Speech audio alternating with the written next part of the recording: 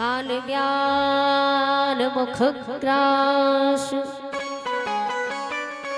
त्रास निर्णास हेतवे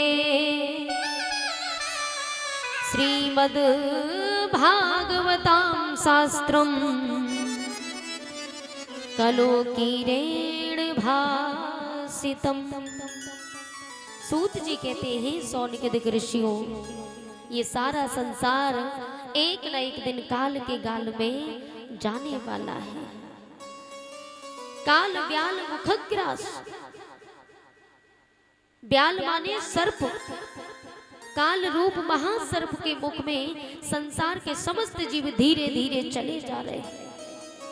हम कहते हैं हम 50 साल के हो गए, भैया हम 55 साल के हो गए, तो उनकी उम्र जितने वर्ष के वो हुए तो उम्र बढ़ नहीं रही, बल्कि वो उनकी उम्र कम हो गई, घटते जा रहे। काल व्याल मुखग्रास, धीरे धीरे चले जा रहे हैं हम काल की तरफ, इसलिए इसका नाम संसार है। और संसार का अर्थ जानते हो भैया, हम कहते तो कि ये संसार है, लेकिन संसार का अर्थ जानते हो? संसार का अर्थ क्या है? संसार का अर्थ है संसृति इति संसारः। संसृति माने जो सरकता जाए।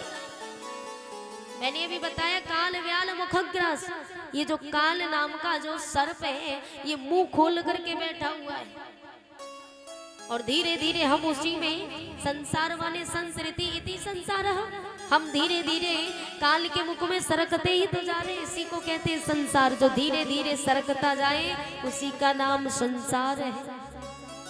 हमारे देखते देखते संसार कहाँ सरक गया।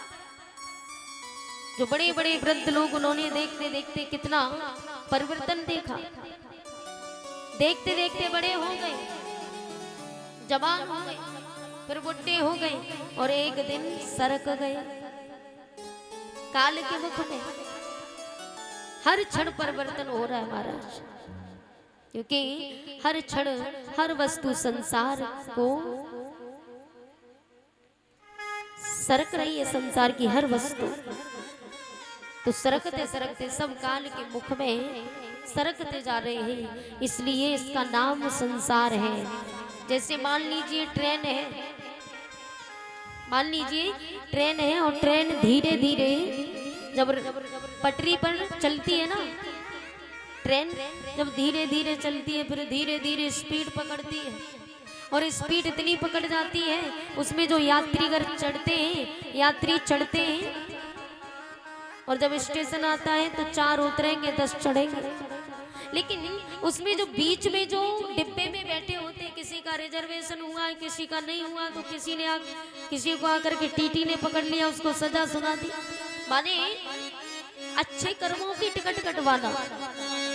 अब जब अच्छे कर्मों की टिकट कटाओगे तो भैया टीटी छोड़ देगा,